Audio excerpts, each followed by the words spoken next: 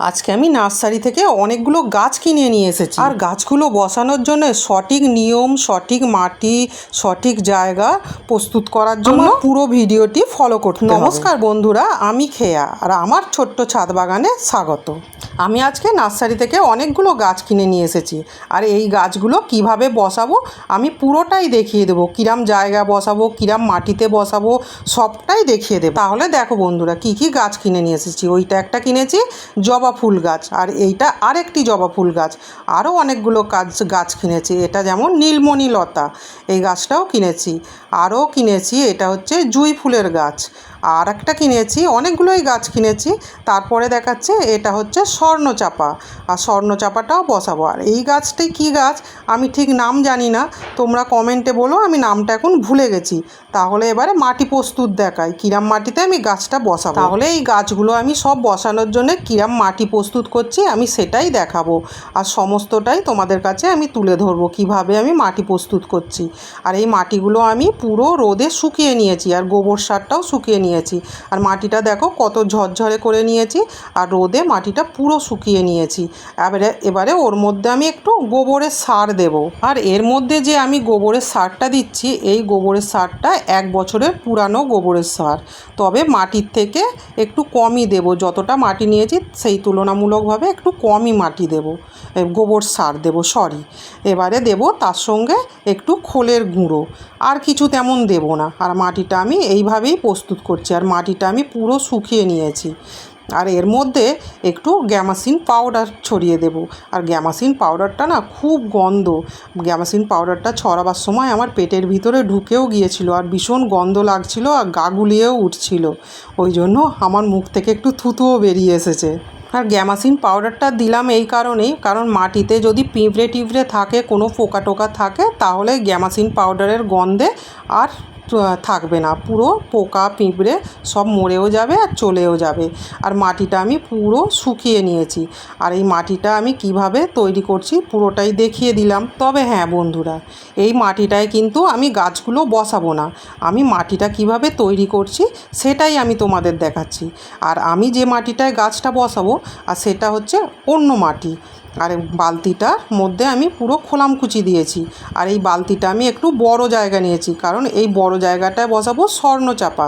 স্বর্ণচাপাটা তো একটু বড় জায়গা বসাতে হবে, যেহেতু গাছটা বড়। আর ওর ভিতরে আমি একটু ওই বাগান পরিষ্কার করা একটু কুটি দিয়ে দিলাম, কারণ মাটিটা অনেকটা লাগবে যেহেতু, ওই জন্য আমি বাগান পরিষ্কার করা কুটি দিয়ে দিলাম। তবে এই মাটিটা আমি গাছটা বসাবো না, যে মাটিটা তৈরি করেছি আমি এটা এবারে অন্য মাটিতে বসাবো। একটা তোমাদের সুন্দর নিয়ম আমি বলে দিই, যখন গাছগুলো কিনবে, গাছগুলো তো বাড়িতে 1 মাস রাখতে হবে, কারণ নিজের ছাদের ওয়েদারটাকে খাওয়াতে হবে। যেহেতু নার্সারিতে আলাদা ওয়েদার ছিল, আর আমার নিজের ছাদ বাগানে নিয়ে এলে এটা আলাদা ওয়েদার, তার জন্য 1 মাস আমি বাড়িতে গাছগুলো রেখে দিয়েছিলাম। আর গাছগুলো যখন এনেছি, আর সেই সাথে সাথেই আমি মাটিটা তৈরি করে নিয়েছিলাম, তাহলে 1 মাস আগে আমার মাটিটাও তৈরি হয়ে যাবে, আর গাছটাও আমার ওয়েদার নিয়ে নেবে আমার ছাদ বাগানের। এইভাবেই আমি গাছপালা বসাই। আর তোমাদের সেটাও বলে দিচ্ছি যে গাছগুলো যখনই কিনে আনবে তখনই মাটি প্রস্তুত করে রেখে দেবে, কারণ সঙ্গে সঙ্গে যে মাটি তৈরি হয় সে মাটিতে গাছ বসানো ভালো না। আমি কিন্তু যে মাটিটা তৈরি করলাম সে মাটিটায় কিন্তু গাছ বসাচ্ছি না, এই মাটিটা আমার আগে 1 মাস আগে তৈরি করাই ছিল। আর হ্যাঁ বন্ধুরা, গাছটা যখন বসাবে, গাছটা কিন্তু গ্রো ব্যাগ থেকে তুলে নেবে না, গ্রো ব্যাগটা কেটে আর গাছটা বার করবে, কারণ শিকড় টিকড় ছিঁড়ে গেলে গাছটা মরেও যেতে পারে। ওই জন্য গ্রো ব্যাগটা একটু কেটে নেবে, আর আমি এইরকম কেটেই নিই। আর গাছে অনেক কিছু তো ঘাস ফাস হয়েছিল, ওই জন্য পরিষ্কার করেই দিচ্ছি, দিয়ে আর গাছটা আমি সুন্দর করে বসাবো।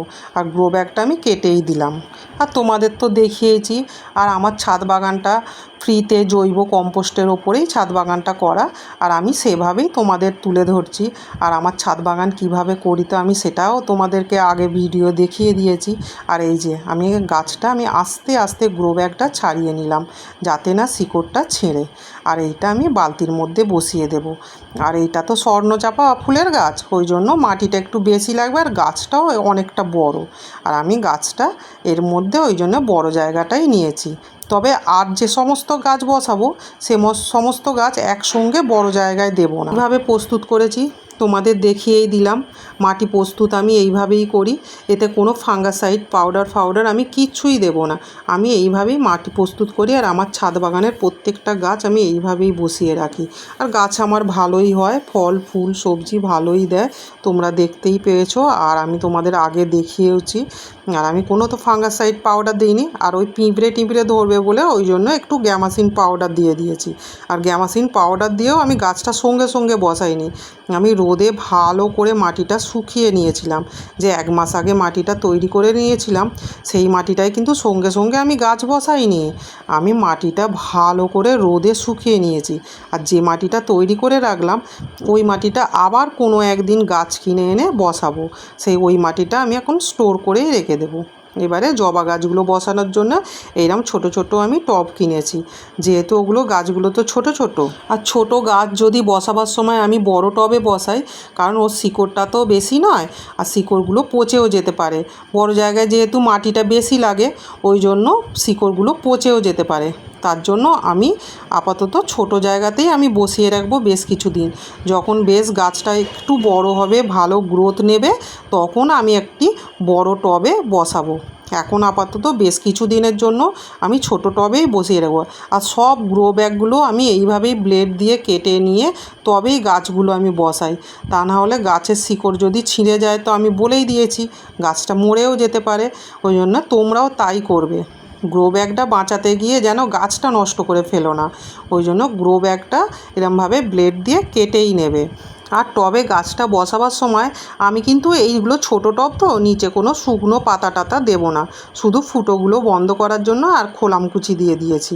আর তেমন কিছু আমি দিইনি, কারণ টবটা তো ভীষণ ছোট, যদি শুকনো পাতা দিয়ে ভর্তি করে দিই তাহলে মাটিটা এতে কম লাগবে, আর গাছটার মাটিটাও কম হয়ে যাবে। ওই জন্য আমি ওইতে আর শুকনো পাতা দেবো না। স্বর্ণচাপাটা বসিয়েছিলাম এই কারণেই, যেহেতু টবটা অনেকটা বড় আর মাটিটাও তো বেশি লাগবে, সেই কারণেই স্বর্ণচাপা গাছটা বসাবার সময় আগে কিছু শুকনো পাতা দিয়ে দিয়েছিলাম বাগান ঝাড় দেওয়া।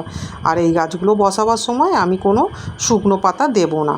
তাহলে দেখলে তো বন্ধুরা, আমি গাছগুলো বসাবার আগে কিরম মাটি প্রস্তুত করলাম, আর মাটিটা আর কতদিন আমি গাছগুলো রেখে দিয়েছিলাম। গাছগুলো আমি কিন্তু বলেই দিয়েছি, গাছগুলো কিনে এনে আমি 1 মাস আমি বাড়িতে রেখে দিয়েছিলাম, আমি গাছগুলো সঙ্গে সঙ্গে বসাইনি। আর তোমরাও তাই করবে, যে কোনো গাছ কিনে এনে অন্তত 1 মাস বাড়িতে রেখে দেবে, সঙ্গে সঙ্গে বসাবে না। কারণ নিজের ছাদের ওয়েদার তো আলাদা, আর যেহেতু নার্সারিতে থাকে আলাদা ওয়েদারে, ওই জন্য গাছগুলো এনে আগে 1 মাস নিজের ছাদের ওয়েদার খাওয়াতে হবে, তারপরেই গাছগুলো বসাতে হবে। আর যে মাটিটা তৈরি করা দেখালাম, এবারে এই মাটিটা আমি পুরো একটা বালতির মধ্যে স্টোর করে রেখে দেবো। পরে কখনো যদি আমি আবার গাছ কিনে নিয়ে আসি, আবার এই মাটিগুলো দিয়ে বসাবো, তখন মাটিটা ভালো করে রোদে শুকিয়ে নেব। আর গাছগুলো বসিয়ে ভালো করে এবারে জল দিয়ে দেব। আর আমার ভিডিওটি কেমন লাগছে বন্ধুরা, ভালো লাগলে একটা লাইক কমেন্ট সাবস্ক্রাইব করে পাশে থাকবে। আর একটা সাবস্ক্রাইব করে দিলে আমার পুরো ভিডিওগুলো খুব সহজে ছাদ বাগান করছি কিভাবে সেগুলো দেখতে পাবে। আর যদি কিছু আমার ভুল হয়ে থাকে তাহলে একটু কমেন্টে বলো, ঠিক হোক ভুল হোক যাই হোক কমেন্টে বলো। আর তাহলে বন্ধুরা, পুরো গাছগুলো বসানো দেখিয়ে দিলাম, জলও দেওয়া দেখিয়ে নিয়েছি। আর এই গাছটা আমার আর বসানো হয়নি। আর এবারে আমি গাছগুলো কোনো একটা ছায়াযুক্ত স্থানে রেখে দেব। আর আমার এই গাছগুলো প্রত্যেকটি বসানো হয়ে গেছে। তাহলে ভালো থাকবে, সুস্থ থাকবে, স্বাস্থ্য সচেতন থাকবে। আর গাছ বসালে শরীর মন দুটোই ভালো থাকে, তাই না? টাটা।